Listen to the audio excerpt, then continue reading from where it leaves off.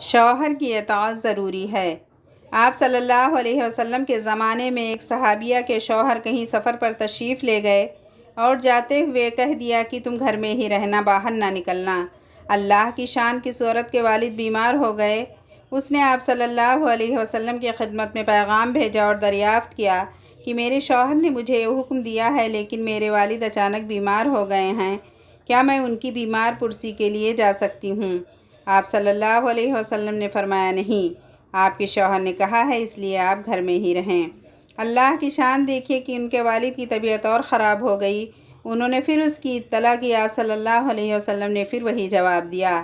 اللہ کا کرنا ایسا ہوا کہ اس عورت کے والد کا انتقال ہو گیا، اب آخری گھڑیوں میں باپ کا چہرہ دیکھنا ہے، لہٰذا آپ صلی اللہ علیہ وسلم کو اطلاع کی گئی اور مسئلہ کا حل پوچھا گیا تو آپ صلی اللہ علیہ وسلم نے فرمایا کہ اگر آپ کے شوہر نے کہا ہے کہ گھر سے نہ نکلو تو نہ نکلو، صبر کر لو۔ اندازہ لگائیے کہ اس عورت کے دل پر کیا گزری ہوگی۔ خیر، اس کے والد کی تدفین ہو گئی۔ تدفین کے بعد آپ صلی اللہ علیہ وسلم نے اسے پیغام بھیجا کہ اللہ کی طرف سے یہ پیغام ملا ہے کہ تیرے اس صبر کی بدولت اللہ نے تیرے باپ کی بخشش کر دی ہے۔